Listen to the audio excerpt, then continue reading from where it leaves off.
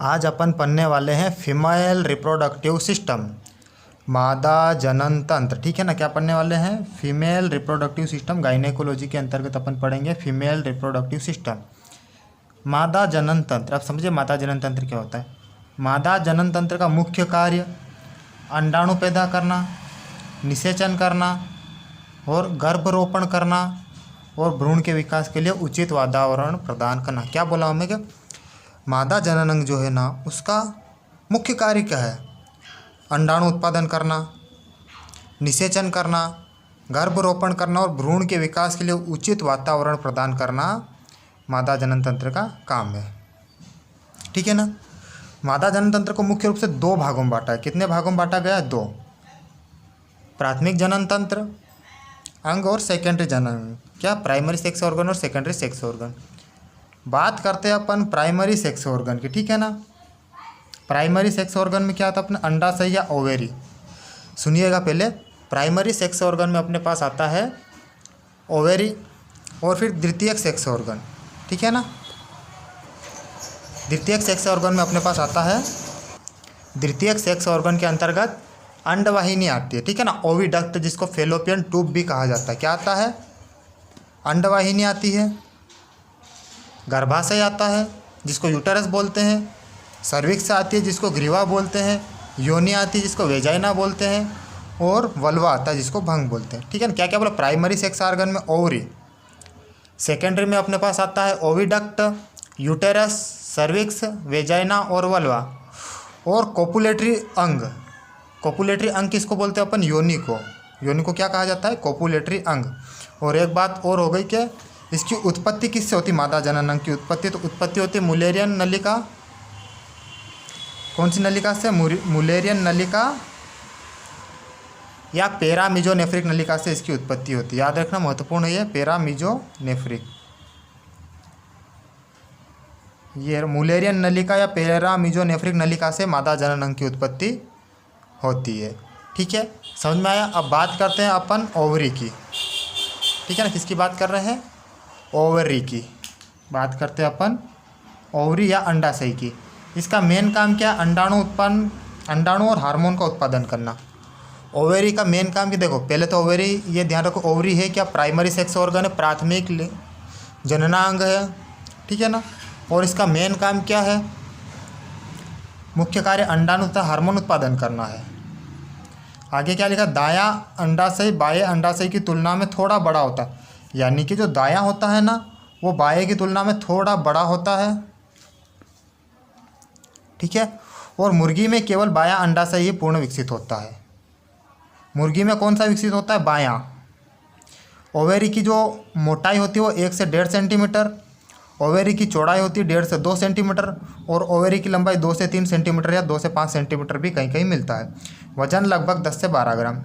क्या बोला? ओवेरी की मोटाई 1 से 1.5 सेंटीमीटर, ओवेरी की चौड़ाई 1.5 से 2 सेंटीमीटर, ओवेरी की लंबाई 2 से 3 या 2 से 5, वजन 10 से 12 ग्राम।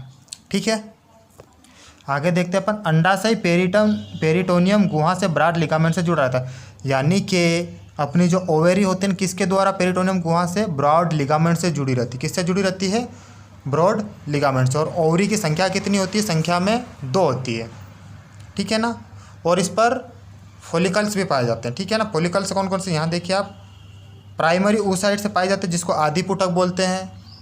ठीक है ना। फिर ग्रोविंग फॉलिकल होती है जिसको वृद्धि पुटक बोलते हैं। और ग्राफियन फॉलिकल होती है जो ग्राफियन पुटिका का निर्माण होता है। देखो, प्रीमोडियल oocyte, ग्रोविंग फॉलिकल और ग्राफियन फॉलिकल। ठीक है ना। आदि पुटक, वृद्धि पुटक और ग्राफियन पुटिका। इतना समझ में आया। और जब अपन ओवरी का सेक्शन करेंगे, काटेंगे ना, तो इसके 2 भाग दिखाई देते हैं। एक होता है कार्टेक्स और एक होता है मेड्यूला।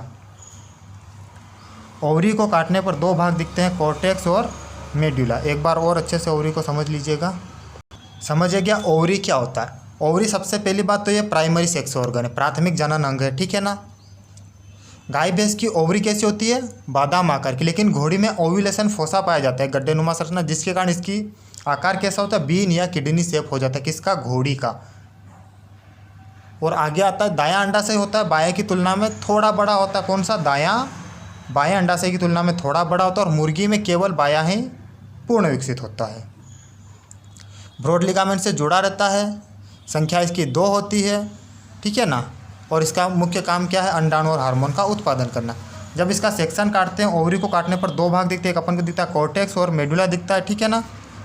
क्या क्या दिखता है, कॉर्टेक्स और मेडुला। तो कॉर्टेक्स क्या होता है, बाहरी भाग, जो बाहरी भाग दिखाई देता है उसे कॉर्टेक्स बोलते हैं। और मेडुला का होता है, यह तंतुमय संयोजी ऊतक द्वारा निर्मित होता है। मेडुला आंतरिक तंतुमय संयोजी ऊतक से निर्मित होता है और बाहरी भाग कॉर्टेक्स होता है, ठीक है। अब अपन अंडाशय की आकृतियाँ देखते हैं विभिन्न जानवरों में कैसी कैसी होती है। यहाँ पे अपन ने प्रजाति लिखी, यहाँ पे सक्रिय अंडाशय और यहाँ पे अंडाशय की, मतलब सक्रिय का मतलब होता है कि दोनों होते हैं, लेकिन ज़्यादा कौन सा सक्रिय है, इसका मतलब यहाँ पर ये है, ठीक है ना, कि ज़्यादा कौन सा सक्रिय है वो वाली बात। जैसे गाय में दाया बाया दोनों ही सक्रिय है, लेकिन दाया क्या होता है, ज़्यादा सक्रिय है। और आकृति कैसी होती है, अंडाकार या बादाम की आकृति, ठीक है। यहाँ पे ज़्यादा सक्रिय है, ये क्या ज़्यादा सक्रिय, ध्यान में रखना है ना, एक ही सक्रिय नहीं, सक्रिय दोनों रहते हैं, लेकिन दाया ज़्यादा सक्रिय रहता है, ठीक है ना। जैसे भेड़ में दाया होता है ज़्यादा सक्रिय, बादाम के आकार का, बकरी में दाया बादाम के आकार का, ठीक है ना। और कुतिया और बिल्ली में भी दाया, क्या क्या बोला मैं, गाय भैंस भेड़ बकरी कुत्ता बिल्ली, दाया अंडा से ही ज़्यादा सक्रिय, ठीक है ना। और गाय का अंडाकार या बादाम, गाय भैंस का, भेड़ का बादाम आकार का, बकरी का भी बादाम आकार का, गाय का अगर ज़्यादातर अंडाकार और बादाम दोनों आ जाए तो अंडाकार लगाना, ठीक है ना। गाय में ऑप्शन में अंडाकार और बादाम अगर दोनों अलग अलग आ गए तो अपन को अंडाकार लगाना है, ठीक है ना। और अंडाकार नहीं आया तो बादाम तो लगाना ही है। भेड़ का बादाम आकार का, बकरी का बादाम आकार का। बात करते हैं पक्षी की, ठीक है ना। पक्षी में बायां ही क्रियाशील होता है, ये अपन ने ऊपर लिखा है कि मुर्गी में केवल बायां अंडा से ही पूर्ण विकसित होता है, ठीक है ना। तो इसमें ज़्यादा सक्रिय वाला मतलब नहीं है, मुर्गी में केवल बायां ही क्रियाशील होता है, दाया का कोई काम नहीं। क्या लिखा, मुर्गी में केवल बायां अंडा से ही पूर्ण विकसित एवं क्रियाशील होता है, ठीक है। आगे देखते हैं घोड़ी में बायां होता है और किडनी या सेम के बीच के आकार का होता है। क्यों होता है, ओव्यूलेशन फोसा के कारण होता है, ठीक है ना। बाकी जानवरों में क्या होता है कि अंडो उत्सर्जन कहीं से भी हो जाता है, लेकिन घोड़ी में जो ओव्यूलेशन फोसा है ना, वहीं से अंडो उत्सर्जन होता है, इसलिए इसका किडनी या सेम के बीच के आकार का होती है। सूरी में बायां अंडाकार तो होता है परंतु अंगूर के गुच्छे के समान दिखता है। कैसा, सूरी में अंडाकार तो होता है परंतु अंगूर के गुच्छे के समान दिखता है। कुतिया और बिल्ली में दाया अंडाकार और दोनों बराबर सक्रिय होते हैं। कुत्ता बिल्ली में क्या, दोनों बराबर सक्रिय होते हैं। ऊँट में बायां और अंगूर के गुच्छे के समान, ठीक है। एक बार 60 में समझिए, गाय में दाया ज़्यादा सक्रिय होता है, अंडाकार या बादाम की आकृति का। भेड़ में दाया बादाम आकृति का, बकरी में दाया बादाम आकृति, पक्षी में बाया अंगूर के गुच्छे के समान, ठीक है ना। पक्षी में बाया ही क्रियाशील होता है, ठीक है ना। बाया अंडा से ही पूर्ण रूप से विकसित होता है, पक्षी में विकसित ही बाया होता है, दाया तो होता ही नहीं, बहुत कम विकसित होता भी है, लेकिन बाया ही पूर्ण विकसित एवं क्रियाशील होता है पक्षी में। घोड़ी में बाया किडनी या सेम के बीच के आकार का, ओव्यूलेशन फोसा के कारण। सूरी में बाया अंडाकार होता है परंतु अंगूर के गुच्छे के समान। कुतिया और बिल्ली में दाया दोनों बराबर क्रियाशील होता है। भैया किसमें, यह भी ध्यान रखने वाले, कुतिया और बिल्ली में दोनों अंडा से बराबर सक्रिय होते हैं। ऊँट में बाया अंगूर के गुच्छे के समान, ठीक है। आगे बढ़े, अब आगे बात करते हैं अपन द्वितीयक जनन अंग की। किसकी बात कर रहे हैं, द्वितीयक जनन अंग। द्वितीयक जनन अंग में पहला आता है अंडवाहिनी, जिसको डिम्ब वाहिनी भी बोलते हैं, ओविडक्ट भी बोलते हैं और साल्पिंस भी बोलते हैं। क्या क्या नाम है भैया, अंडवाहिनी, डिम्ब वाहिनी, ओविडक्ट या साल्पिंस। अब इसको मुख्य रूप से 3 भागों में बांटा गया। ओविडक्ट को कितने भागों में बांटा गया, 3 भागों में बांटा गया, ठीक है ना। इसमें सबसे पहला था इनफंडिबुलम। अब समझे इनफंडिबुलम क्या होता है, यह ओवरी के निकट फनल के रूप में होता है, ठीक है ना, मतलब कीप नुमा होता है, ओवरी के निकट फनल के रूप में होता है। इसके ऊपरी सिरे पर उंगलियों की भांति आकृति होती है, ठीक है ना, जिसे फिब्री कहते हैं। और इनका क्या काम है, यह अंडाणु को पकड़ने का कार्य करती है। समझिए इनफंडिबुलम होता क्या है, यह ओवरी के निकट फनल के रूप में होता है ऐसे, ठीक है ना। और इसमें उंगलियों की भांति आकृति होती है जिसे फिब्री कहते हैं, और ये अंडाणु को पकड़ने का काम करता है। क्या बोला, ओवरी के निकट फनल रूप में होता है, उंगलियों की भांति आकृति होती है जिसे फिब्री कहते हैं, अंडाणु को पकड़ने का कार्य करता है, ठीक है। अगला आता है अपना एम्पुला, ठीक है। इतना समझ में, देखो क्या बोल रहे हैं अपन, द्वितीयक जनन अंग पढ़ रहे हैं, उसमें अपन अंडवाहिनी पढ़ रहे हैं। उसका पहला भाग अपन पढ़ रहे हैं इनफंडिबुलम, ठीक है ना। तो इनफंडिबुलम क्या होता है, ओवरी के निकट होता है, फनल रूप में होता है, ऊपरी सिरे पर अंगुलियों की भांति आकृति होती है जिसे फिब्री कहते हैं। और एक बात ये ध्यान रखना कि जो फिब्री है ना, ये जो फिब्री है ना घोड़े में अधिक लंबी होती है। क्या बोल रहा हूँ मैं, जो फिब्री है ना घोड़े में अधिक लंबी होती है और इसका काम क्या है, अंडाणु को पकड़ने का काम है। ओवरी के निकट फनल रूप में उंगलियों के आकार की संरचना जिसको फिब्री बोलते हैं, घोड़े में अधिक लंबी होती है और अंडाणु को पकड़ने का काम है इसका। अगला भाग अपना आता है एम्पुला। क्या आता भैया, अंडवाहिनी का या ओविडक्ट का अगला भाग अपने पास आता है एम्पुला। एम्पुला क्या होता है, यह सबसे लंबा। पहला क्वेश्चन बन सकता है कि अंडवाहिनी का सबसे लंबा भाग तो एम्पुला, तथा मध्य में होता है इनफंडिबुलम स्तमस के बीच में, तो मध्य में होगा, और निषेचन यहीं पर होता है। और इसके अलावा अगर एम्पुला स्टमक जंक्शन ऑप्शन पे हो और एम्पुला भी हो तो अपन को निषेचन एम्पुला स्टमक जंक्शन पे वो ज़्यादा सही होगा, ठीक है ना। तो एम्पुला क्या है, सबसे लंबा भाग है, पहली बात, मध्य भाग है, और निषेचन कहाँ होता है, एम्पुला में। अगला अपने पास आता है स्थमस।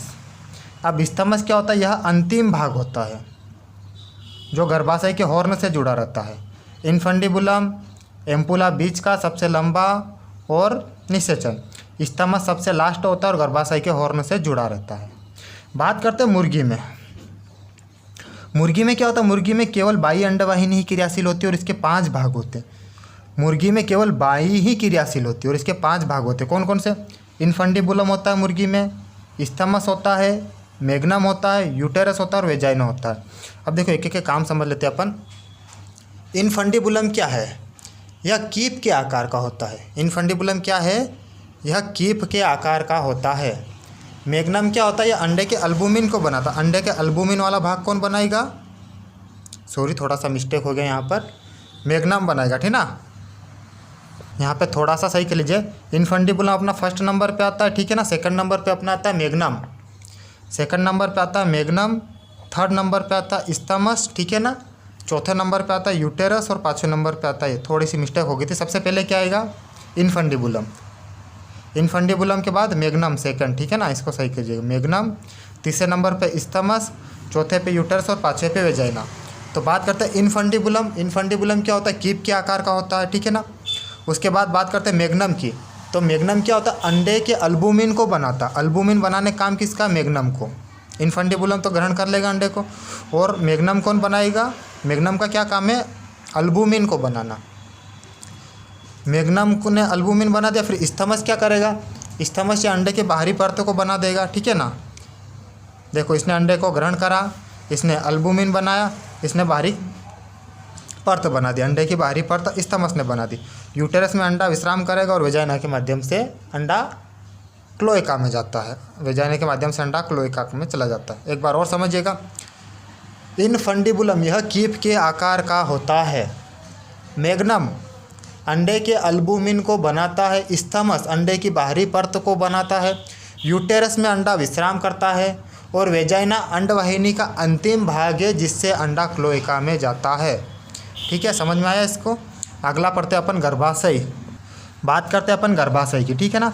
तो गर्भाशय क्या होता है, खोखला मांसल मोटी दीवारों से निर्मित होता है, ठीक है ना।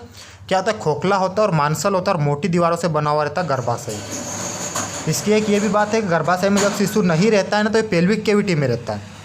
क्या बोल रहा हूँ, जब गर्भाशय में शिशु नहीं रहता है तो ये पेल्विक कैविटी में रहता है, लेकिन जब शिशु होता है तो धीरे धीरे ये एब्डोमिनल कैविटी में चला जाता है। शिशु नहीं रहेगा तो पेल्विक कैविटी में, शिशु होने पर धीरे धीरे एब्डोमिनल कैविटी में जाने लग जाता है। इसकी गर्भाशय की जो लंबाई है 40 से 42 सेंटीमीटर और चौड़ाई होती है 9 से 12 सेंटीमीटर, ठीक है ना।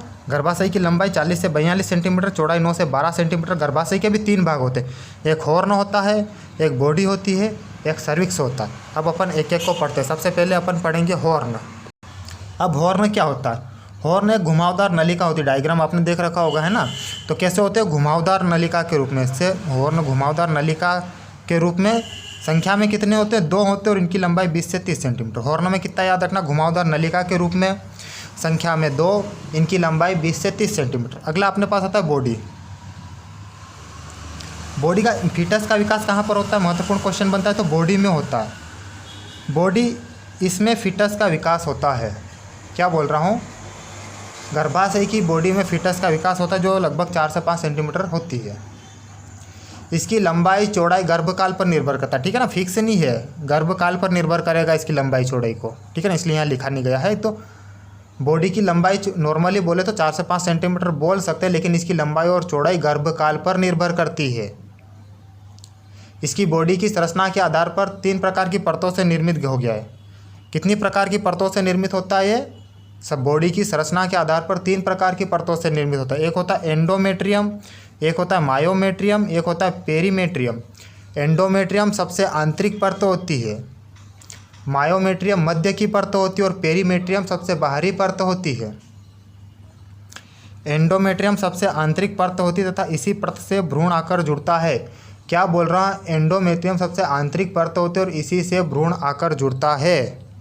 आगे अपन पढ़ते हैं सर्विक्स। सर्विक्स क्या होता है? छेददार रबर कार्क की तरह भाग होता है। इसकी दीवार में अत्यधिक फोल्ड होते हैं। इसकी लंबाई 6 से 8 सेंटीमीटर होती है तथा इसके 2 भाग होते हैं, एक्सटर्नल ओस और इंटरनल ओस। एक्सटर्नल ओस बाहरी तरफ की सर्विक्स, इंटरनल ओस आंतरिक तरफ की सर्विक्स, ठीक है ना, 2 प्रकार की एक्सटर्नल ओस और इंटरनल ओस। देखो सर्विक्स क्या है? छेददार रबर कार्क की तरह भाग होता है। इसकी दीवार में अत्यधिक फोल्ड होते हैं, लंबाई 6 से 8 सेंटीमीटर, 2 भाग होते हैं, एक्सटर्नल ओस और इंटरनल ओस। एक चीज़ और यहाँ पर भूल गए अपन, क्या कि इसमें गोबलेट कोशिका होती है। किसमें? सर्विक्स में कौन सी कोशिका पाई जाती है? गोबलेट। यहाँ लिखते हैं कौन सी कोशिका पाई जाती है? गोबलेट। गोबलेट कोशिका होती है, ठीक है ना, जो कि श्लेष्मा का स्त्रावित करके वेजाइना को चिकना बनाए रखने का काम करती है। सर्विक्स में कौन सी कोशिका पाई जाती है? गोबलेट। इसका क्या काम है? यह श्लेष्मा का स्त्रावित करती है और वेजाइना को चिकना बनाए रखती है।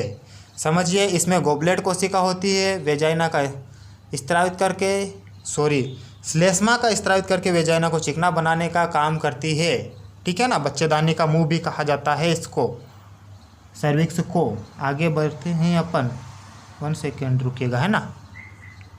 सुनिए सर्विक्स के बारे में एक बार और। सर्विक्स क्या होती है? इसमें गोबलेट कोशिका होती है जो श्लेष्मा का स्त्रावित करके वेजाइना को चिकना बनाती है। बच्चेदानी का मुंह भी कहते हैं इसको।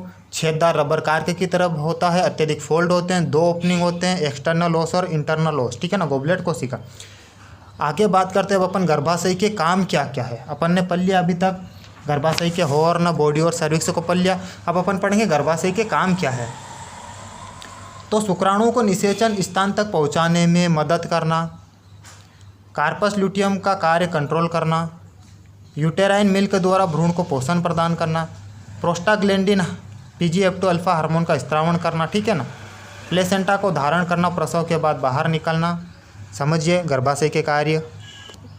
पहला काम क्या है? शुक्राणु को निषेचन स्थान तक पहुंचाने में मदद करना, ठीक है ना। और भ्रूण का विकास भी गर्भाशय में ही होता है। एक तो शुक्राणु को निषेचन स्थान तक पहुंचाने में मदद करेगा, दूसरा के भ्रूण का विकास भी होता है यहाँ पर। और प्रोस्टाग्लैंडिन जो इसमें होता है PGF2 अल्फा का स्त्रावण करता है। प्लेसेंटा को धारण करना, प्रसव के बाद उसको बाहर निकालने में भी मदद करता है। यूटेराइन मिल्क द्वारा भ्रूण को पोषण भी प्रदान करने का काम है इसका, ठीक है ना। CL का निर्माण करता है CL के कार्य को कंट्रोल करने का काम करता है। तो गर्भाशय के काम शुक्राणु को निषेचन स्थान तक पहुंचाना, भ्रूण का विकास करना, कार्पस ल्यूटियम के कार्य को नियंत्रित करना, प्रोस्टाग्लैंडिन का स्त्रावण करना और प्लेसेंटा को धारण करना व प्रसव के बाद बाहर निकलना। आगे अपन पढ़ते हैं गर्भाशय की आकृतियाँ। विभिन्न पशुओं में अलग अलग प्रकार की गर्भाशय की आकृतियाँ होती है, तो अपन पढ़ेंगे गर्भाशय की आकृतियाँ। यहाँ पर पशु और गर्भाशय की आकृति। गाय और भैंस में किस प्रकार का गर्भाशय पाया जाता है? वाह्य आकृति का, ठीक है, ध्यान रखिएगा। गाय और भैंस में वाह्य आकृति का गर्भाशय पाया जाता है। घोड़ी में टी आकृति का, वेरी मोस्ट है ये। घोड़ी में किस आकार का गर्भाशय पाया जाता है? टी आकृति का। भेड़ बकरी में भी वाह्य आकृति का। कुतिया और बिल्ली में वी आकृति का। किस में? कुतिया और बिल्ली में वी आकृति का। और ऊँटनी में वाह्य और टी के मध्य, ठीक है ना। अब समझिए पशु गर्भाशय की आकृति गाय भैंस में वाह्य आकृति का होता है, घोड़ी में टी आकृति का होता है, भेड़ बकरी में वाह्य आकृति का, कुतिया बिल्ली में वी आकृति का और ऊँटनी में वाह्य और टी के मध्य, ठीक है। गर्भाशय की आकृतियाँ देखिए, गाय और भैंस में किस आकृति का होता है? वाह्य आकृति का। घोड़ी में टी आकृति का गर्भाशय, भेड़ बकरी में वाह्य आकृति का, कुतिया में वी आकृति का, ये भी इम्पोर्टेंट, और ऊटनी में वाई और टी के मध्य।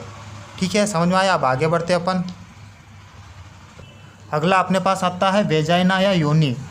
कौन सा आता है भैया? वेजाइना या योनि। इसको जन्म नाल भी कहा जाता है। क्या कहा जाता है इसको? बर्थ कैनाल भी कहा जाता है। योनि या वेजाइना को क्या कहा जाता है? Birth canal. इसकी लंबाई लगभग 20 सेंटीमीटर होती है। इसमें कौन सी नलिकाएं पाई जाती है? गार्टनर की नलिका। वेजाइना में पाई जाती है गार्टनर की नलिका। और अपन ने पढ़ा था सर्विक्स या नेक ऑफ वॉम्ब, सर्विक्स की गर्दन, वहाँ पर कौन सी पाई जाती थी? गोबलेट कोशिका पाई जाती थी। सर्विक्स में गोबलेट कोशिका, ठीक है, नेक ऑफ वॉम्ब गोबलेट कोशिका, और योनि में गार्टनर की नलिका पाई जाती है। यह श्लेष्मा का स्त्रावण करती है। मादा में सहवास का विशेष अंग क्या है? योनि है। और इसका पीएच कैसा होता है? इसका पीएच हल्का अम्लीय रहता है। कैसा होता है? हल्का अम्लीय होता है इसका पीएच। एक बार और समझिए, वेजाइना या योनि, इसको बर्थ कैनाल भी कहा जाता है।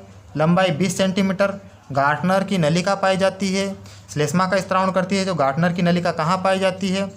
वेजाइना में नेक ऑफ वॉम्ब या सर्विक्स में कौन सी कोशिका पाई जाती है? गोबलेट कोशिका पाई जाती है। ठीक है ना।